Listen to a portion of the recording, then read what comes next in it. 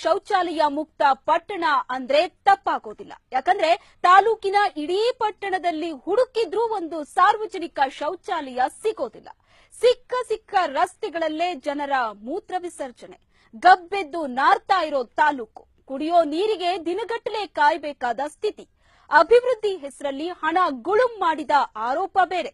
ಇದು ಸಿಎಂ ಸಿದ್ದರಾಮಯ್ಯರ ಮಾನಸ ಪುತ್ರ ಮಳವಳ್ಳಿ ಮೀಸಲು ಕ್ಷೇತ್ರದ ಶಾಸಕ ಪಿಎಂ ನರೇಂದ್ರ ಸ್ವಾಮಿ ಕಥೆ.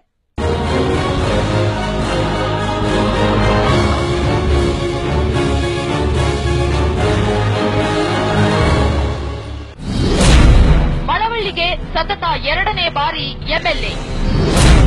ಅಂದು ಪಕ್ಷೇತರ, ಇಂದು ಕೈ ಶಾಸಕ. ಕ್ಷೇತ್ರದ ಅಭಿವೃದ್ಧಿ ಮಾಡದ ನರೇಂದ್ರ ಸ್ವಾಮಿ. ಇವರು ಕೂರಿಗಾಲಿ ಮಲ್ಲಯ್ಯ ನರೇಂದ್ರ ಸ್ವಾಮಿ. ಮಂಡ್ಯ ಜಿಲ್ಲೆ ಮಳವಳ್ಳಿ ಮೀಸಲು ವಿಧಾನಸಭಾ ಕ್ಷೇತ್ರದಿಂದ ಸತತ 2 ಬಾರಿ ಶಾಸಕರಾಗಿ, ಒಮ್ಮೆ ಮಂತ್ರಿಯಾಗಿ ಕೆಲಸ ಮಾಡಿರೋರು. ಆದ್ರೆ ಮಳವಳ್ಳಿ ಕ್ಷೇತ್ರದ ಅಭಿವೃದ್ಧಿ ಮಾತ್ರ ಏನೂ ಆಗಿಲ್ಲ.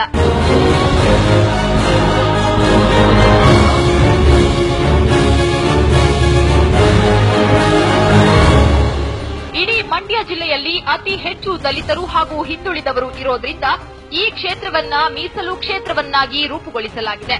ಮಳವಳ್ಳಿ ವಿಧಾನಸಭಾ ಕ್ಷೇತ್ರದಿಂದ ಪಿಎಂ ನರೇಂದ್ರ ಸ್ವಾಮಿ ಕಳೆದ 2008ರಲ್ಲಿ ಪಕ್ಷೇತರ ಶಾಸಕರಾಗಿ, ಈ ಬಾರಿ ಕಾಂಗ್ರೆಸ್ ಪಕ್ಷದ ಶಾಸಕರಾಗಿ ಆಯ್ಕೆಯಾಗಿದ್ದಾರೆ. ಆದ್ರೆ ಅಭಿವೃದ್ಧಿ ಮಾತ್ರ ಮಾಡಿಲ್ಲ. ಶಾಸಕರಿಗಿಲ್ಲ ಅಭಿವೃದ್ಧಿಯ ಚಿಂತನೆ.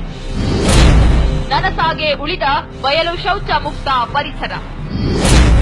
ಇದು ಸಾರ್ವಜನಿಕ ಶೌಚಾಲಯ ಮುಕ್ತ ತಾಲೂಕು. ರಾಜ್ಯದಲ್ಲಿ ಕಾಂಗ್ರೆಸ್ ಪಕ್ಷವೇ ಅಧಿಕಾರದಲ್ಲಿದೆ. ಜೊತೆಗೆ ಮಳವಳ್ಳಿ ಮೀಸಲು ಕ್ಷೇತ್ರ ಬೇರೆ. ಮಾನ್ಯ ನರೇಂದ್ರ ಸ್ವಾಮಿ ಅವರು ಮನಸ್ಸು ಮಾಡಿದ್ರೆ ಈ ಕ್ಷೇತ್ರವನ್ನ ಇಡೀ ಮಂಡ್ಯ ಜಿಲ್ಲೆಯಲ್ಲೇ ಮಾದರಿ ಮಾಡಬಹುದಿತ್ತು.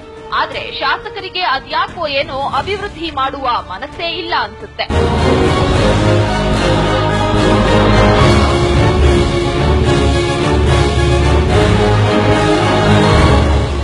ಈ ಹಿಂದೆ ಮಂಡ್ಯ ಜಿಲ್ಲಾ ಪಂಚಾಯತ್ ಸಿಇಒ ಆಗಿದ್ದ ರೋಹಿಣಿ ಸಿಂಧೂರಿ ಅವರು ಇಡೀ ಜಿಲ್ಲೆಯನ್ನ ಬಯಲು ಬಹಿರ್ದೆಸೆ ಮುಕ್ತ ಜಿಲ್ಲೆಯನ್ನಾಗಿ ರೂಪಿಸಬೇಕೆಂಬ ಕನಸು ಹೊತ್ತಿದ್ರು.